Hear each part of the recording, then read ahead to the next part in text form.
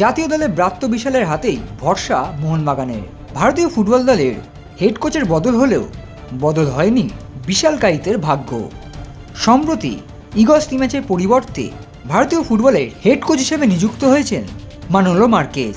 ইগস টিম্যাচের সময় বিশাল কাইত সুযোগ পেয়েছিলেন ভারতীয় দলে, তবে কখনোই প্রথম একাদশে সুযোগ হয়নি বিশালের। অন্যদিকে মানোলো মার্কেজের প্রথম সম্ভাব্য দলে 3 জন গোলরক্ষকের মধ্যে জায়গা হয়নি বিশাল কাইতের।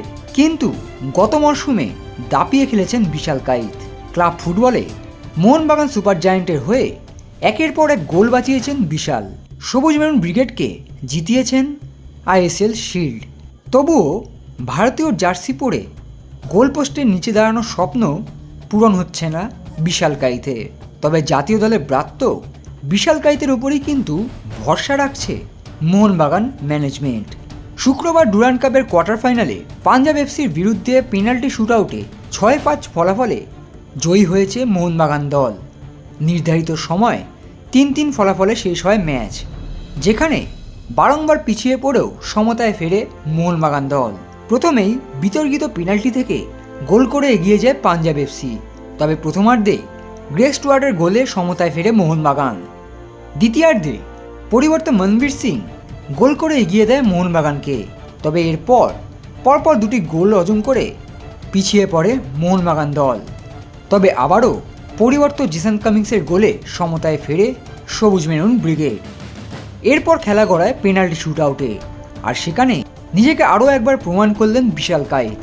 পেনাল্টি শুটআউটের শুরুতেই যখন জেসন কামিংসের শট বার পোস্টে লাগে, তখন অনেকেই ভেবেছিলেন গতবারের ডুরান্ড চ্যাম্পিয়ন মোহনবাগান এবারে আর সেমিফাইনাল খেলার সুযোগ পাবে না।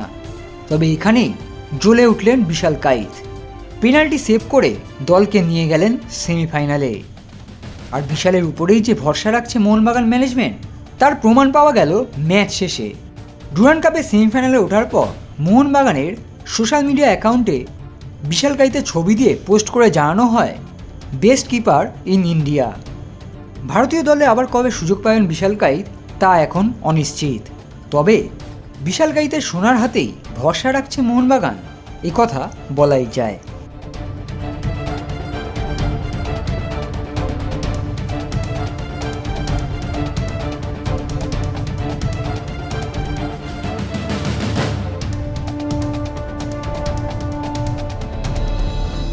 Extra time.